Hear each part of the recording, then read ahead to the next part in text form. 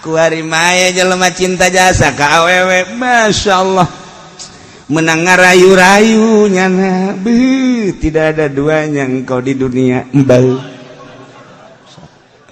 Sampai kapan dan sampai dimanapun sebelum engkau menjadi milikku akan ku kejar. Pohara jasa, tetap akan ku kejar kau walaupun bagaimana. Aku adalah seorang laki-laki pembeli, walaupun bagaimana tetap akan ku kejar. Menurut perasaanku di dunia hanya engkau yang tercantik, sejuta bintang di langit satu yang bercahaya.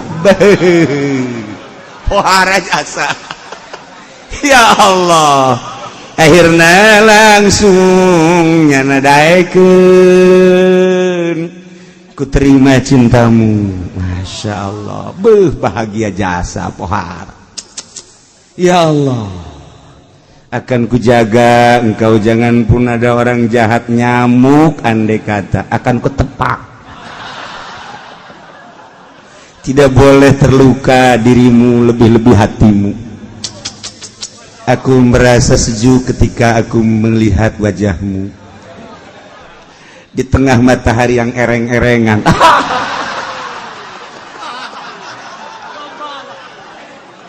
Masya Allah, karim.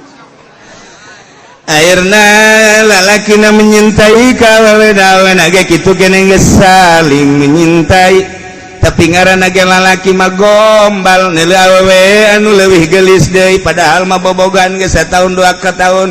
Pindah cintana kanu sejen, tinggal awewe bae ngap bae.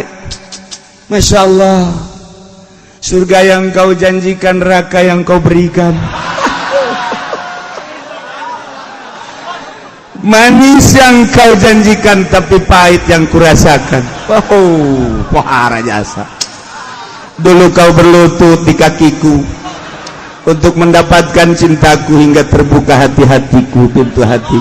Oh, pohara jasa itu bahasa. Ya Allah, ya Rabbi, pohar. Tetapi setelah aku mencintaimu, engkau begitu mudah meninggalkanku. Akhirnya mesantren ke Grogol. Pesantren ke Grogol akibat cinta, kemudian putus cinta anak ke Grogol. Cinta motor putus motorna Grogol bagi anak-anak, cinta mobil putus mobilna Grogol bagi anak-anak, cinta wanita putus jeung dipake ka cintana Grogol bagi anak-anak. Mesantrennya di Grogol. Impuls. Urang teh lamun nyuratan kagak bogoh ku ari teh. Engkau adalah kekasihku tercantik di dunia. Tidak tahan aku ketika aku memandang wajahmu. Terik matahari yang panas menjengat ketika aku melihat wajahmu, teduh rasanya. Eta pohara jasa, tetep pohara jasa. Pohara jasa. Berjuta bintang di langit satu yang bercahaya. Masya Allah. Wassalam Jeki. Dibaca kok itu ngaleket teh. Eta bisa teh asa jauh jeung nyana. Jauh teh jeung bebene, urang bisa kos kitu. Ketika urang hareup-hareupan jeung bebene, wajahmu dia tolol atuh. Geus lain ulah-ulah geus wajahmu geus deket mah toel. Geus toel, geus ulah wajahmu kuari mah geus. Geus bae langsung toel. Urang lagi peureum ge ditoel-toel terus. Geus lain wayah ngomong. Lamun jauh urang ngomong. Lamun deket ba atuh geus sulit aku berbicara di hadapan.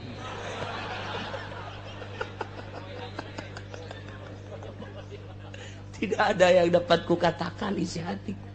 Andai kata engkau bongkar, engkau belek, ini di hatimu hanya ada bibirmu.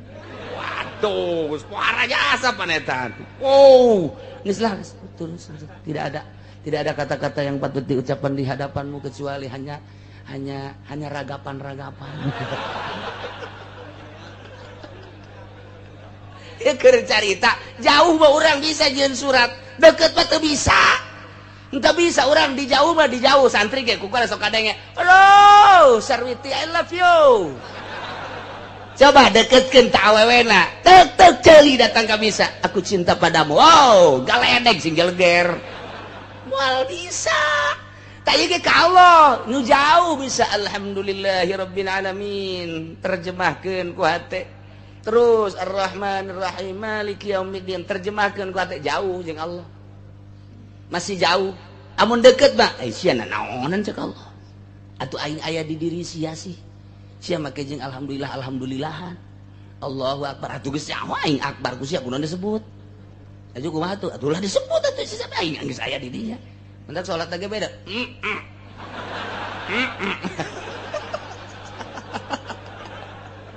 Atuh lah kos kitu mikung ngaranna.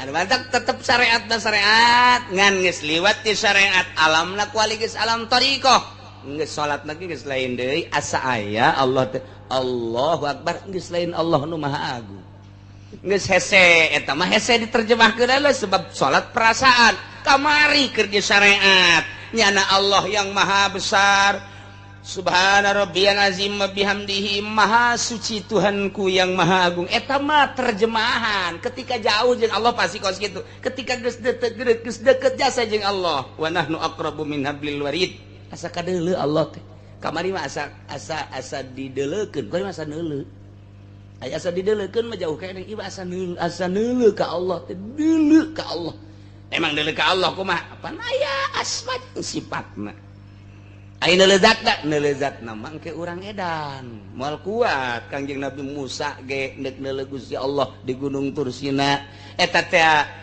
lain edan-edan teh sakar ngaranna sakar teh fana ngaranna poho tina dunya inget ngan ka Allah doang fana ngaranna tah kuari ge kuari urang tah lamun luhur pangkat kos kitu bae ketika salat teh Allahu akbar geus hese jaritakeunana terus babacaan teh asa ditungtun ku Allah asa Allah bae ieu mah keur carita deketna ka Gusti Allah nah iyalah innama yastajibul ladzina yasma'un Muhammad eueuh deui anu bakal ngaijabah kana pangajak anjeun sehingga nyana jadi iman ka anjeun iman ka kaula alladzina yasma'una jelema nu ngadarangekeun setelah ngadenge terus nyana maham terus nyen itibar nyen contoh leketeh hatena teh oh diucapkeun ku Muhammad teh bener pangeran teh Allah alladzi khalaqas samawati wal ardh az-zahir wal batin terus Warrahmanur Rahimul Malikul Qudus Salamul Muminul Muhaiminul Azizul Jabbarul Mutakabbir terus eta teh asma-asma Allah ngaranna ta ieu Gusti Allah teh kos kitu tah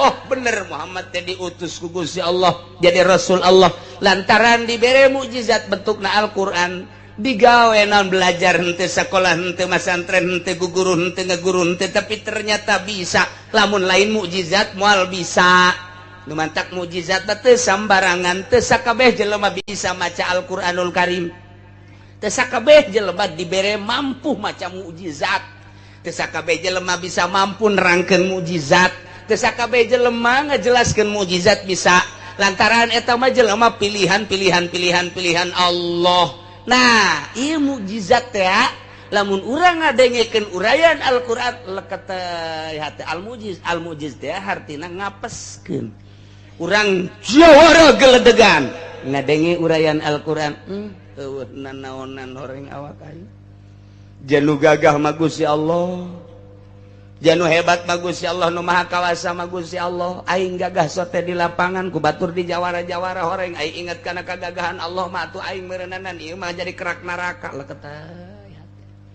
ketika aya kiai pohara jasa ilmuna kemudian ngadenge urayan Al-Qur'an wa ma utitum minal ilmi illa qalila mun hayang nyaho anjeun ilmu Allah mah tah ilmu Kangjeng Nabi Musa bae heulanana nu sakitu hebatna ilmu Kangjeng Nabi Khadir bae nu sakitu hebatna lantaran kahebatanna teh geus hese ngajag-jagna dibandingkeun jeung ilmu Allah mah dibayangkeun ku Gusti Allah aya simeut aju simet sukuna dikalautkeun sanggeus sakitu nyana kaluhur aya ngeclak cai dina suku simet nyakcak deui ka laut cak Kangjeng Nabi Khidir ilmu urang jeung ilmu maneh teh dibandingkeun jeung ilmu Allah mah lir teu beda jeung nu ngeclak tina suku simet ka laut tah laut ilmu Allah ilmu urang mah nu ngeclakna atuh leutik saha lain papah tah cak Kangjeng Nabi Khidir geus kiai profesor dokter anu sakitu hebatna agung ku ilmuna sasar sia mata kaju ka Golkar ge ngarasa agung